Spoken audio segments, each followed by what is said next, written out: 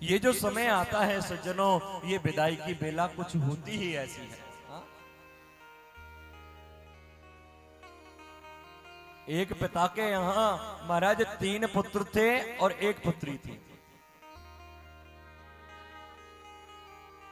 आज जब पिता ने अपने पुत्रों को भी महाराज पढ़ा लिखा करके बड़ा कर दिया, हाँ? और सबको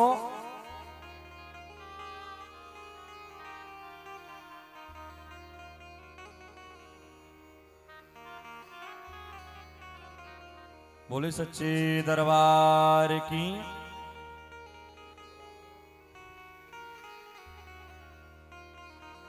देखिए इसी के बीच में और कुछ दान दाताओं का यहां पर दान सूची मेरे पास में आई, तो मैं आपको बता दूं। ईश्वर सिंह जी के यहां से 500 रुपए की भेंट राशि मां भगवती के चरणों में अर्पित की जाती है। बहुत बहुत साधुवाद, बहुत बहुत शुभकामनाएं। आनंद टेलर, आनंद टेलर के यहां से भी 500 रुपए की भेंट राशि दी गई, बहुत बहुत साधुवाद। अच्छा, 500 रुपए का गुप्त दान किसी भाई बहन माता की तरफ से दिया गया, बहुत बहुत साधुवाद। शिल्पा गोयल जी के यहां से 250 रुपए की भेंट राशि। गीता बाई पॉप राजेश जी 500 रुपए की भेंट राशि यहां पर देते हैं, बहुत बहुत साधुवाद। और फिर किसी का 500 रुपए का गुप्त दान, 251 रुपए का फिर गुप्त दान, और एक बार और 201 रुपए का गुप्त दान किसी माता बहन भाई बहन की तरफ से दिया गया, बहुत बहुत साधुवाद। लता बाई पॉप राजपाल कोसली गांव से 500 रुपए की भेंट राशि और मां भगवती के चरणों में अर्पण की गई, बहुत बहुत साधुवाद, बहुत बहुत शुभकामनाएं। 500 रुपए का फिर से किसी ने गुप्त दान यहां पर किया माता के चरणों में, बहुत बहुत शुभकामनाएं। बाला बाई पॉप राकेश जी के यहां से भी महाराज 500 रुपए का दान दिया गया, बहुत बहुत शुभकामनाएं और बहुत बहुत साधुवाद। मीना बाई पॉप ऋषि, इनके यहां से भी और 500 रुपए का दान अपनी पुण्य कमाई में से दिया जाता है, बहुत बहुत शुभकामनाएं और बहुत बहुत साधुवाद। इसी प्रकार आप लोग अपनी पुण्य कमाई में से गुप्त दान देते रहें और वैसे भी देते रहें। हाँ? जिसका मन है गुप्त दान देने का वो गुप्त दान दे। और इसी के साथ हमारे जो गांव कोसली है, कोसली गांव से और जो भजन मंडली है और हमारी भजन मंडली की जो प्रधान है, जो माता जी अभी यहां पर आई हैं, ये कोसली गांव की भजन मंडली की प्रधान है। इन्होंने अभी जो कथा करवाई भजन मंडली ने ही मिलके, समस्त गांव वालों ने मिलके करवाई, और इतना प्रेम इन सबका वहां पर मिला, बहुत अच्छे तरीके से और भागवत की कथा का आयोजन किया और बहुत ही विशाल भंडारा वहां पर हुआ। और मैया रानी से प्रार्थना करेंगे कि इसी प्रकार और हर वर्ष और इसी प्रकार भागवत जी का आयोजन होता रहे। और इसी दानदाताओं की सूची में 2100 रुपए, 2100 रुपए जो हमारे भाई है ना, अरे पहले सुन लिया करो भाई, किसके नाम की ताली बजानी है? हा? सुनते हो नहीं कि ताली बजा देते। हा? जो भाई है ना सर्फ बेचते हैं, जो बेचारे मजदूरी करते हैं गांव गांव, उनकी तरफ से 2100 रुपए की भेंट राशि सर्फ बेचने वाले भाइयों की तरफ से बड़ी जोरदार तालियों से उनका स्वागत, अभिनंदन। और इसी प्रकार अपनी पुण्य कमाई में से और धार्मिक आयोजन में अपना लाभ लेते रहें।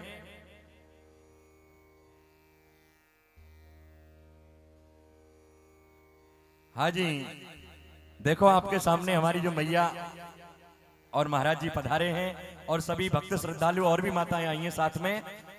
2100 रुपए, 2100 रुपए की भेंट राशि मां भगवती देवी भागवत कथा पुराण के अंदर अपनी पुण्य कमाई में से और यहां पर देते हैं। और मां भगवती से ये प्रार्थना करते हैं सज्जनों कि इसी प्रकार धार्मिक आयोजनों में अपना लाभ लेते रहें और पुण्य के भागी बनते रहें। बोले स्वामी जी महाराज की, बोले मुक्तेश्वरपुरी बाबा की, बोले जोहड़ वाले बाबा की जय जय श्री राधे।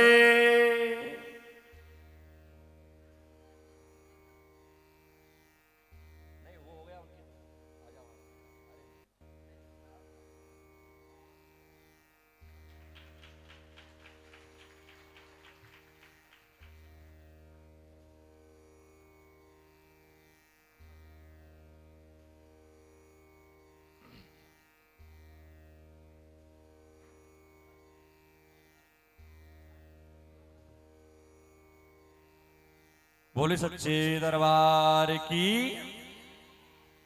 अब जिन माता बहन भाई बंधुओं ने जो गुप्तदान किया है ना, उनके लिए एक छोटी सी कथा है, हा? सुना दूं? देखिए, एक जगह ऐसी ही कथा चल रही थी, हा? और कथा जब चल रही थी ना महाराज, तो कई लोग तो होते हैं कि अपना नाम नोट करवाते हैं, और कई लोग ऐसे भी होते हैं जिनका भाव है कि नहीं नहीं, हम तो भगवान के चरणों में गुप्तदान ही करेंगे, हा? तो गुप्तदान का मतलब क्या होता है भाई? जो चीज गुप्त है वो तो गुप्त ही है ना, उसमें किसी का नाम नहीं लिया जाता। अब एक जगह जब कथा चल रही थी महाराज, तो उस कथा में जिस प्रकार मेरे पास में लिस्ट आती है ऐसी आती, और जैसे ही बोलते हैं तो एक दो बार जो पंडित जी थे बोलने वाले, बेचारे कथा के बीच में बोलना भूल गए। भाई कथा की व्यस्तता रहती है, कथा को बढ़ाना पड़ता है, आगे नहीं रहा दिमाग में तो भूल गए। अब एक दो बार जब नहीं बोल पाए तो किसी भले व्यक्ति ने, कमेटी के व्यक्ति ने आकर के कहा, महाराज जिन्होंने गुप्तदान दिया है ना, उनका आपने नहीं बोला। अब आप ऐसा करो, उनका गुप्तदान तो बोलो भाई। 500 रुपए, 1100 रुपए, 2100 जो भी उन्होंने दिया है, आपको बोलना पड़ेगा। बोलेंगे साहब? बिल्कुल बोलेंगे, क्यों नहीं बोलेंगे। अच्छा, बोले देखो जिन्होंने गुप्तदान दिया है ना महाराज जी, वो जो स्टेज है ना, स्टेज पे ही बैठे हैं जिन्होंने गुप्तदान दिया है। हाँ, ये भी बोल रहे हैं वो। और स्टेज पर भी जो बाईं तरफ है ना, बोल बाईं तरफ जो कोने, दो व्यक्ति छोड़ के तीसरे नंबर पे, उन्हीं का गुप्तदान है, उनका नाम बोलो। हाँ, उनकी तरफ से गुप्तदान बोलो। तो अब बताओ, जब उस व्यक्ति ने सबको परिचित करा दिया तो फिर गुप्तदान क्या रहा? हा? अब एक दिन कमेटी के ट्रस्ट वाले जो सदस्य होते हैं महाराज, चंदा लेने के लिए चले गए बेचारे। और चंदा लेने जब गए तो जिसको गुप्तदान देना है उसने तो महाराज चेक फाड़ करके दे दिया, चेक भर करके दे दिया। लेकिन चेक को जैसे बैंक में लगाया, अब तो महाराज साइन तो करे ही नहीं। हा? मैनेजर ने वापस भेज दिया, बोले भैया पैसा नहीं मिलेगा आपको। क्यों? क्योंकि इस पर साइन नहीं है देने वाले के। हा? दौड़े दौड़े आए, भैया आपने साइन नहीं किया। बोले नहीं करूंगा भैया। क्यों? बोले गुप्तदान करूंगा। हा? ये भी गुप्तदान करने का तरीका है। अगर किसी को करना हो तो इस तरीके से भी आप गुप्तदान कर सकते हो। प्रेम से बोलो राधे राधे, जय माता दी। तो इस प्रकार और आज अब ये दृष्टांत कभी और सुनाएंगे, इसलिए आज जो विदाई की बेला होती है ना महाराज, वो बड़ी विचित्र होती है। समय को देखते हुए, और कंस महाराज जब अपनी बहन देवकी को विदा करने लगे, और विदा करने के लिए महाराज जब तैयार हुए, उसी समय और आकाशवाणी हुई। और आकाशवाणी ने क्या कहा? बोले अरे महाराज कंस, जिस बहन देवकी को तुम विदा करने के लिए जा रहे हो महाराज, उसी का 8वां जो पुत्र होगा, 8वीं जो संतान होगी, वही तुम्हारा काल होगा। अब तो जैसे महाराज कंस ने सुना, तुरंत रथ को रोक लिया और तुरंत देवकी जो मैया है, जो देवकी उनकी बहन है महाराज, उसकी बेणी को पकड़ा। बेणी समझते हो किसे बोलते हैं? चोटी को। हाँ, आज अपनी बहन देवकी के केशों को पकड़ा, चोटी को पकड़ करके रथ से नीचे पटक लिया। और पटक करके महाराज, और जैसे ही अपनी बहन देवकी को तलवार उठा करके मारने का प्रयास किया, अब तो महाराज वसुदेव जी को बड़ा भय लगने लगा। वसुदेव जी ने कहा, बोले इस पाप से कैसे कंस को रोका जाए। आज सभी जितने बड़े बड़े पुरुष वहां पर बैठे हुए थे, खड़े हुए थे, क्योंकि विदाई के समय तो बहुत भीड़ होती है। आज सभी ने और कंस को समझाने का बड़ा प्रयास किया। अरे महाराज कंस, स्त्रियों के ऊपर हाथ नहीं उठाया जाता। हा? और जो लोग स्त्रियों की मृत्यु करते हैं, स्त्रियों के ऊपर अपराध करते हैं, महाराज वह पाप के भागी हो जाते हैं। इसलिए ये तो तुम्हारी बहन है, और तुम्हारी छोटी जो बहन है, छोटी बहन तो बेटी के समान होती है। हाँ? इसलिए तुम ये अनर्थ कार्य मत करो। लेकिन जब कंस ने नहीं माना महाराज, आज वसुदेव जी के मन में विचार आया। वसुदेव जी ने हाथ जोड़ करके महाराज कंस से निवेदन किया, अरे महाराज कंस, आपको देवकी से कोई भय नहीं है। किससे भय है? देवकी का जो 8वीं संतान होगी ना, उसी से तो आपको भय है। इसलिए देवकी का कोई दोष नहीं है, देवकी को छोड़ दो। सब खड़े लोगों ने भी कह दिया, बोले हाँ हाँ, इसमें देवकी का कोई दोष नहीं है, देवकी को छोड़ दो। कंस ने भी विचार किया, हाँ ठीक है वसुदेव जी, आप सही कह रहे हो, देवकी से मुझे कोई भय नहीं है। हाँ? लेकिन नहीं महाराज, देवकी और वसुदेव इन दोनों को महाराज कंस ने अपने कारागृह में बंदी बना करके रख लिया। और वसुदेव जी ने कहा, बोले ये पृथ्वी, ये आकाश, ये जल, हाँ, ये सारी जो प्रकृति है, ये किसके ऊपर टिकी हुई है? सत्य के ऊपर।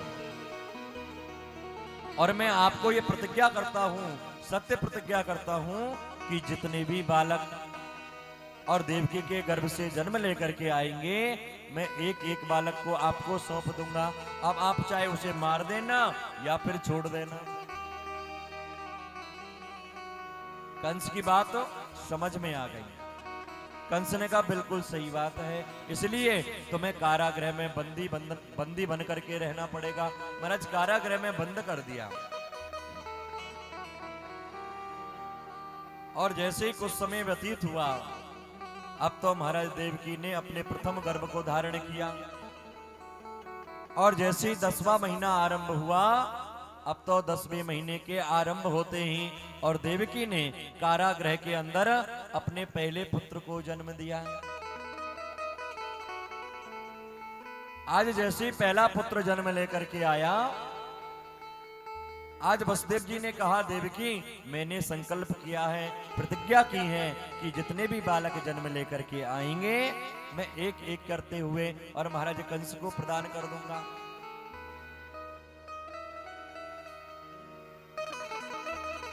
आज वसुदेव जी ने उस पुत्र को अपनी गोदी में उठाया महाराज, और उसे उठा करके और जैसे ही चलने लगे, आज अपने मन में विचार किया कि इस बालक के भाग्य में जो लिखा होगा वही तो होगा।